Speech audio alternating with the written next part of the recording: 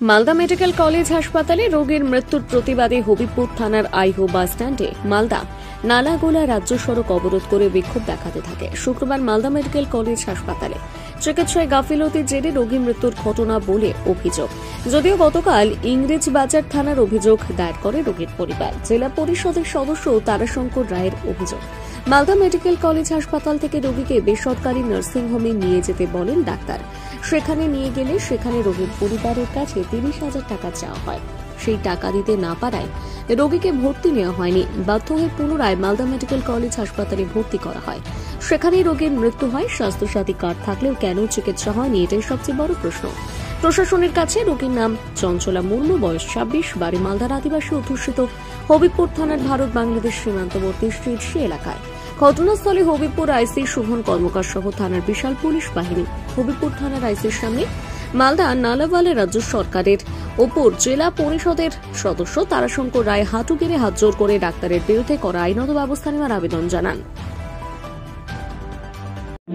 গতকাল 6:20 সময় আমাদের আদিবাসী সমাজের মেয়ে চঞ্চলা মুর্মু হাসপাতালের গাফিলতির কারণে আর দেবাশিস দরকে 30,000 টাকা না দেওয়ার জন্য আমাদের পরিবারের চঞ্চলা মুর্মু আজকে মারা গেল।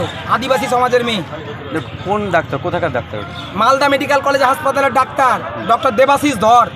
কি কারণে টাকাটা চেয়েছিল? উনি অপারেশনের জন্য 30,000 টাকা চেয়েছে হসপিটাল থেকে। হসপিটাল থেকে বলছে সোনো স্ক্যানে যাওয়ার জন্য।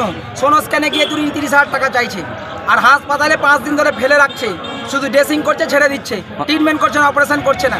হসপিটাল থেকে ট্রান্সফার করা হয়েছে? হ্যাঁ, হসপিটাল থেকে ট্রান্সফার করেছে। কিভাবে দেখছেন মালদা মেডিকেল বিশেষ করে মালদা মেডিকেল কলেজ হাসপাতালে দালাল রাজ চলছে। আজকে অর্থ যার কাছে আছে তার কাছে ট্রিটমেন্ট হচ্ছে, আর অর্থ যার কাছে নাই, আমরা গরিব আদিবাসী সমাজ, এসসি সমাজের মানুষ, আমরা আজ একটা মৃত্যুর সম্মুখীন হতে হচ্ছে। আচ্ছা, এইভাবে যে মানে শেষ মুহূর্তে তো মালদা মেডিকেলে যায় মানুষ, নার্সিংহোমে যায় না, কিন্তু হঠাৎ করে নার্সিংহোমে কেন পাঠাচ্ছে?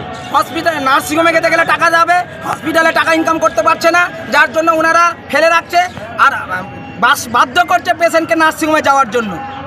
কিভাবে দেখছেন বিষয়টা? আমরা গরিব আদিবাসী সমাজের মানুষ, আমরা এসসি সমাজের মানুষ, আমরা কোথায় যাব?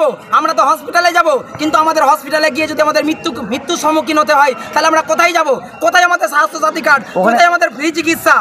স্বাস্থ্যসাথী কোনো কাজ হয়নি। স্বাস্থ্যসাথী কার্ড টাকা সত্ত্বেও 30,000 টাকা চেয়েছে ডক্টর দেবাশিস ধর। আমরা দেবাশিস ধরের শাস্তি চাই। আচ্ছা, কোন জায়গায় অবরোধ করছেন? আমরা আইও স্ট্যান্ডে অবরোধ করছি।